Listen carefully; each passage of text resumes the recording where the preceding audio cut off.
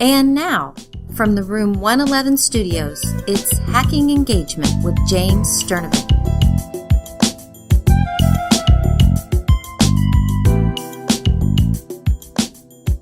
Hey there, listener. Welcome back to the Hacking Engagement podcast. I'm so glad you're here. And just a quick programming note. Next week's Christmas. I'm going to take that week off, but I'll be back, baby. I'll be back in January, raring to go. Now, here's the thing I love so much about this episode. I've been in this game a long time, and there have been seasons in my teaching career where I was struggling with motivation, where I was thinking, okay, what's next? Can I really do this for 30-some years without any change? And of course, there's always the administrative route, which some of you maybe have took, or some of you are considering taking. And for those of you, I applaud you. I mean, I wouldn't want to do that. And I can say that because my wife's an administrator. She was a middle school principal for a few years. And I remember hanging out with her one night, and she would get all these phone calls from teachers. And so she had this one call, and it was on speaker, and this lady was talking about, hey, Penny, I can't come in tomorrow. My wife's like, no problem. Take the day off. We'll get a sub. And then she was like, I'm not feeling well. And Penny's like, no problem. You just take the day off. You see what happened? It started flaring up about Friday. And this went on and on and on. And my wife kept saying, yes, take the day. So sometimes, as administrators, you get just an avalanche of teacher, parent, student complaints, requests, issues. I couldn't care about all those things. I mean, I just couldn't do it. I mean, I was one time in a principal's leadership meeting or whatever, and the issues that this principal was dealing with, I thought I couldn't do that. I couldn't care enough to do that. So that wasn't for me. And maybe it's for you, and if it is for you, great. But that leaves the rest of us, the long-term teachers, the people who are in the trenches year after year with kids, and we need incentive sometimes. We need a change. We need motivation. And this is where Google certification comes in. Now, I am not a Google certified educator. However, I use Google every period. Google Classroom revolutionized the way I teach. The Google tools revolutionized the way I teach. I've even considered maybe looking at Google certification, but I decided against it. But today I'm going to talk about somebody who made this choice. Her name is Stella Pollard, and I became familiar with Stella through Twitter. She made some statements about, hey, I like your podcast, whatever. And so her and I started interacting. And I really like her, man. She's a young teacher. But what I love about Stella so much, not that I don't love young teachers, that sounded weird. What I love about Stella so much is she explains in the episode how the first year she was kind of struggling, kind of treading water, didn't feel like she was really connecting until she started incorporating technology. And so what she is now is she is a Google certified educator, and she's going to talk about the process and why somebody might consider it. Hey man, buckle up. You're going to love this episode.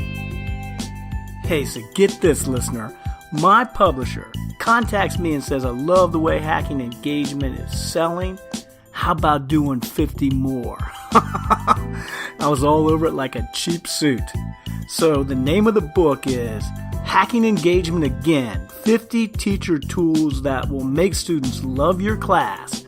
And it's going to be available on Amazon's virtual shelves in the late summer of 2017. In the meantime, if you're looking for more teacher empowerment resources, as always, visit hacklearning.org. Now let's get back to the solutions part of the Hacking Engagement podcast. Well, here I am in the Room 111 studio on a pretty dark, cloudy, dreary December day. So I'd like to add color to my world this time of year. So I'm headed down south, but not far down south. Maybe a couple hours. No, more than 2. I would say about 3.5 hours down south, almost due south from Columbus, Ohio. We're going real close to Lexington, Kentucky. I made the mistake of saying Georgetown, Kentucky, but I'm going to talk to Stella Pollard from Frankfort, Kentucky, correct? Yes. So you got kind of a gray, cloudy day down there today, too? Yeah, it's unfortunate, but You got to make what you can get out of it. Well, have you had any snow yet? We were supposed to have some snow yesterday, and my kids were so disappointed because we did not get any snow. Well, listen, my brother lives in Nashville, Tennessee, and they get out of school pretty easy when it snows. You guys get out pretty easy? Yeah, and I'm originally from Eastern Kentucky. Oh, these people in Central Kentucky, they don't know what snow is, do they? No, so I'm from the Appalachian Mountains, and they called off school yesterday in southeastern Kentucky, and everybody on Facebook was like, why did they do that? It didn't snow. They called it off because they were afraid it was going to snow, and it didn't snow a drop. That's an administrator's problem, not a teacher's problem. That sounds like a teacher's dream come true. I know. I was like, man, that would be so amazing. Hey, I went to a place not too far from Lexington, and it was just gorgeous. It's, I think it's Arch State Park. Have you ever been there? I have not, but I've heard of it. Oh, it's beautiful. Kentucky's a beautiful state, man. We have a lot of beautiful state parks. I went to high school at Buckhorn High School, and we had a state park just down the road, and it's beautiful with the mountains and the lake and everything. I'm going to tell you something. I'm going to tell you a little process I've gone through, and I bet you can relate, although yours is you have a more pronounced situation than me. I grew up in eastern Ohio where it's really hilly. Yeah. I live in central Ohio where it's flat, and I don't like that. Now, you grew up in eastern Kentucky where it's mountains, and you live in central Kentucky where it's hills. Do you ever miss the mountains? Whenever I'm here, it's like, no. But then when you go home, it's like, man, this is beautiful. It is beautiful. I really took for granted. I'll bet you October in eastern Kentucky is just about as nice as it gets. It's the most beautiful place on earth, in my opinion, in October. Well, listen, man, I got to know Stella through Twitter, and she listened to a couple podcasts, and she was always so complimentary, and then her and I started interacting back and forth, and I thought, I've got to get this woman on my podcast. And she's been reluctant for a while, but when I found out that she was doing a Google certification training, I thought, that's the perfect thing for us to talk about. So you've completed that, correct? Yes, I'm officially a Google certified trainer. Did you go out and get like a bottle of wine or something when that happened? Champagne. There was some time. More than one bottle, maybe. Okay, that's great, man. And so you're going through this Google certification, and you're thinking, why exactly am I doing this? And you made it through, and now you're thrilled you did it. What is it? Okay, so first of all, Google certification is just something that you get a cool badge for. Oh, I like badges. Me too. My email, I could have so many on there because I'm a badge collector, but I don't want to brag. So I just put 3. I limited it to 3. Yeah. But anyway, Google certification. What you can do with that, really, with the level 1 and the level 2 of Google certification. Level 1 is I can use those basic tools within my classroom. I could use Google Docs. I can use Google Sheets, Classroom, all of the G Suite features with my students. And you get a nice little certificate. And in my district, we got some recognition for that. And we got to be on this little cadre of educators. Right. And it was really nice last year because if you got Google Level 1 certified before a certain date, they sent you to ISTE. So I was like, oh, I want to do that. Yeah. And then I couldn't stop. So then I went on to Google Level 2 certified educator. And with that one, it just means that you're kind of a Google nerd, I guess is the way to say it. You are kind of innovative towards using different tools from Google within your classroom. It talks about the apps and extensions in Google Chrome. It talks about pivot tables inside of Google Sheets and all of that stuff. And I really enjoyed doing all of that. So I was like, well, why not? Why not become level 2? And then after I got level 2, I said, well, why would I want to stop there? Because I can get Google Trainer, and then if I get Google Trainer, then I can, train other people, and it's something I'm passionate about. So that's wonderful. I went for it. So let me ask you this: how many years do you have in education? This is my 4th year. I am so jealous because that is something that, oh wow, you are just in the early stages of your career. You have this amazing certification that's going to take you places. I just think it's so laudable that you did this. Stella, I want to tell you something, man. I've been teaching a long time, and at my school, they promoted Google Classroom about 4 years ago. And so I tried it because I felt like I should try it. I really wasn't enthusiastic to try it. And it just, it's as revolutionary as a chalkboard as far as I'm concerned. It's as revolutionary as a computer in the class. It has changed the way I teach so much. I love it. And I do too. So you had that experience also, but you went ahead and pursued this. And I'm going to tell you, I bet you there's opportunities for you right now that you didn't even dream of. There is. I'm working on getting on with EdTech Team. I'm sure you've heard of those guys. Mm-hmm. I really want to join them. And then in my district, this past summer, I got to train educators within our school district, and I really like that. Teachers can be kind of clueless, can't they? They can be. And a lot of them, when you get something new, they're like, well, why should I do this? Why does this make it any better? And it's like, well, just because it works for me doesn't mean it's going to work for you, but I want to help you find something that's going to work for you, for your content, because I teach science. But all of this stuff, I'm so jealous of you history teachers and social studies teachers. There's so many things out there for you all with Google Maps and everything. It's just crazy. Yeah. And this past summer, I got paid to train. I got paid to do something that I love in the summer. Like, I love my job. I love teaching kids, and I love teaching adults too. So it's just so maybe crazy. Like 10 years down the road, you might be teaching a little and then doing some professional development. It might be somewhat of a split career. That's wonderful. Yeah. That's awesome. And I did it just because, to me, Google has so much to offer my kids. It has so much to open the doors for them and let them come in. And I want to be somebody who is like, this is new with Google. And then I want to take what I get and think about it for the teachers at my school and be like, you got to try this out. Now, sometimes I'm a little bit passionate, and I know sometimes I get on their nerves, and I don't mean to. And I'm like, I need to calm down because I get really excited. You know what, though? That's fine. I imagine most of them look at your disposition is so positive that a lot of them might be kind of like, oh gosh, here she comes again. She's going to tell me to try this. But I bet you they try a lot of the stuff. And they do. And I'm sure that it enriches their class. And that's going to lead me right into this question. And that is, how has it impacted you in the classroom? How has it impacted your kids in the classroom? Give me some examples.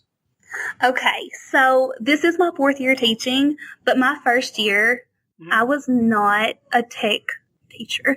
And when I had to take those technology classes in college, I was like, this is a waste of time. This is not going to help my students. And I cringe every time I think back to that. Hey, karma's rough, man. Karma is rough.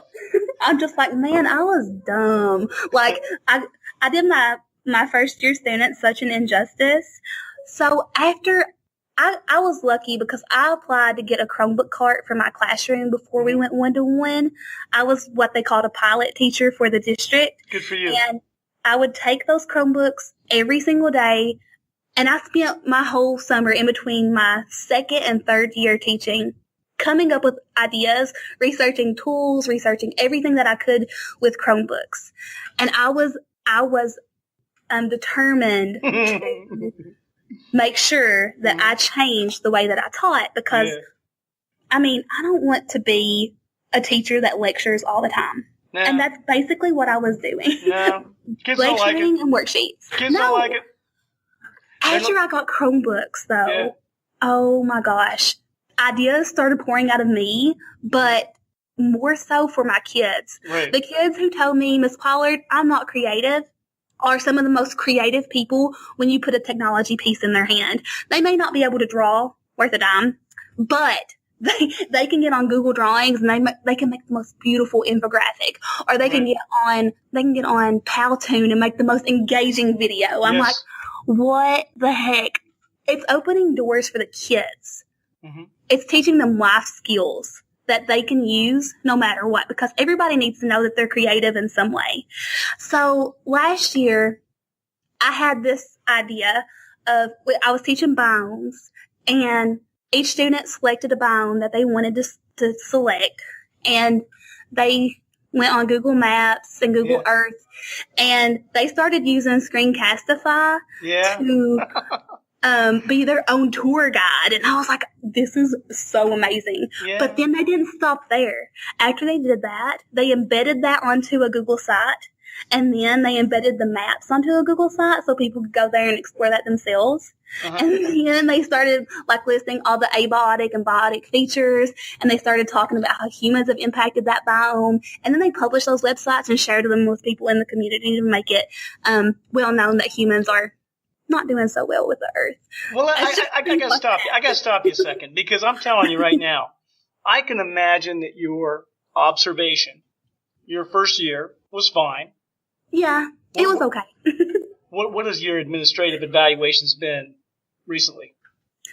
So my first couple of years, I kept getting docked, and I kept getting so frustrated because it was the same thing for both years. They said, Stella, you've got to start asking deeper questions. And I'm like, but I am. I've got my depth of knowledge wheel here, and I'm using these terms. They're like, yeah, you're using those terms loosely. I was like, oh, shoot. How am I going to fix that? It's very discouraging, It is. And I would go home, and I would take all of that to heart. My husband's like, toughen up. Get over it. I'm like, you don't understand. Evaluations like this is not for me. It's for my kids. I'm not doing what I need to do for them. However, what technology does, it gives me more opportunities to go to the DOK, the depth of knowledge levels 3 and 4, which I can have my students revise their work and use things like peer grade that you all talked about. I didn't know about that before Hacking Engagement podcast. I can use things like peer grade and have the students revise their own work for their peers. What the heck?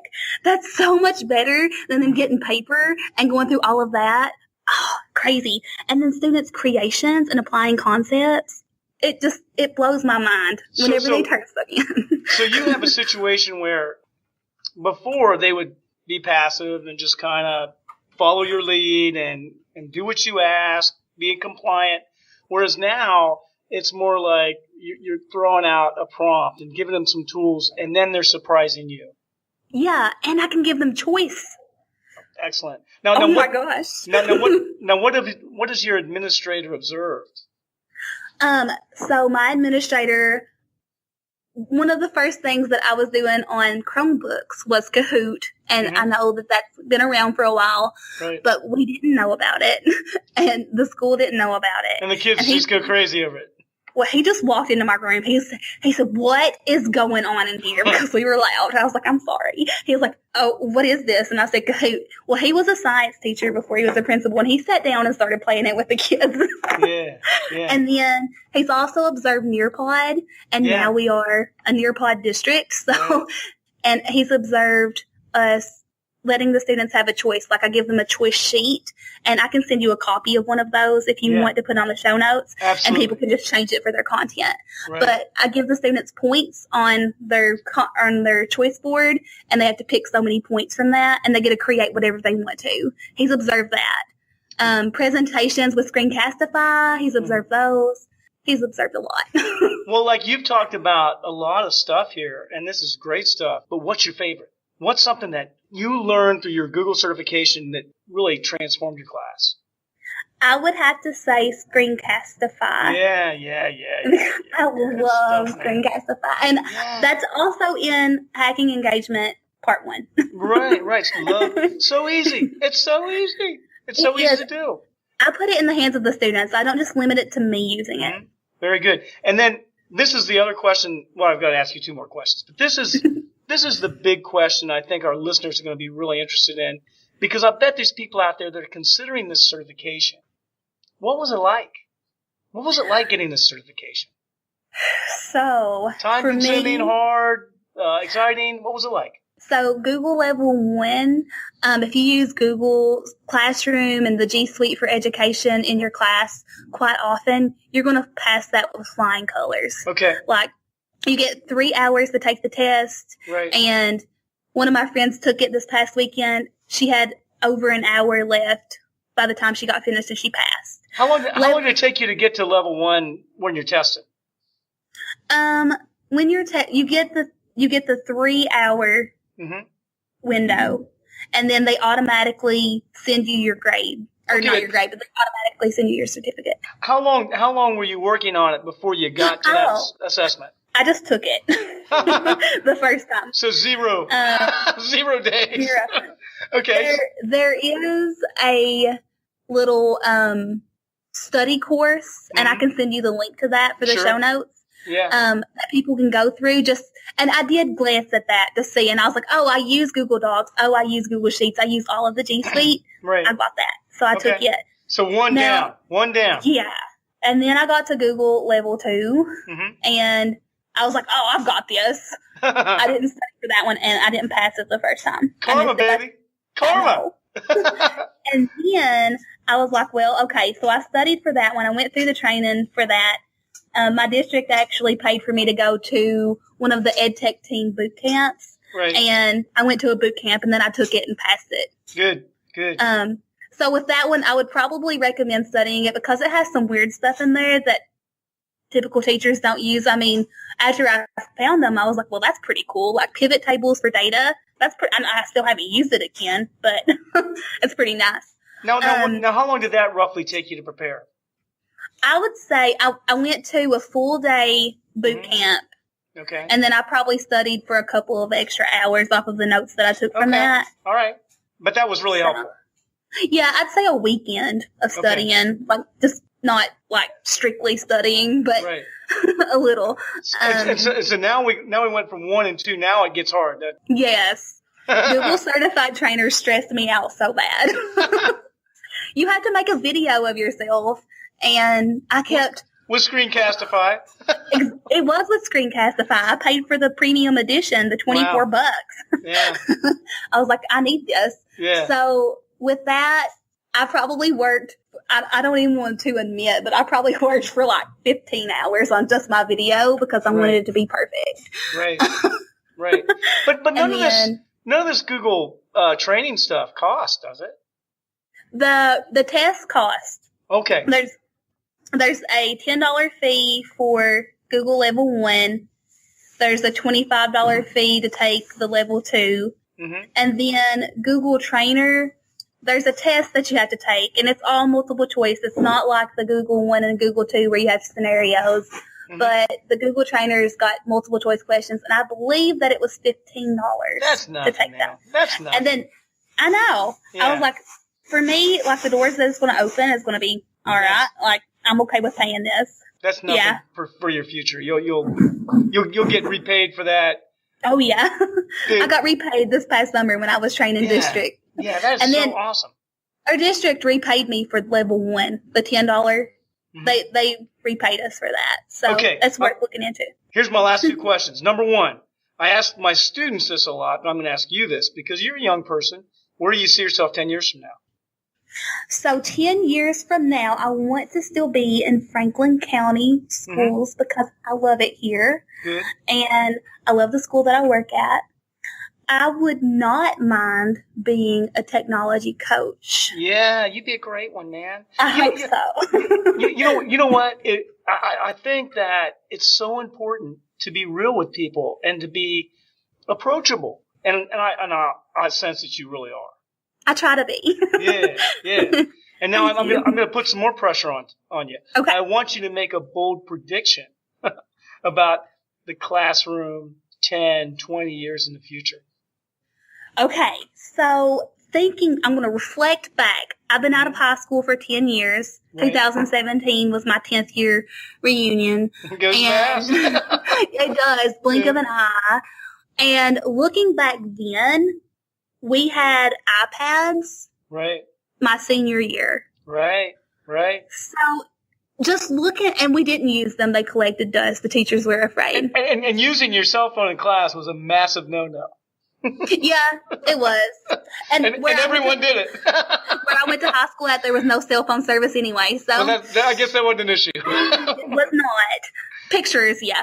Anyway, and we had flip phones back then. Yeah. But 10 years or 20 years into the future, we have got to have teachers who are being innovative and using technology in the classroom. Because if right now teachers who are just still using the textbooks are still doing a great job, but It's changing. Kind of it's an injustice. It's an injustice to the kids.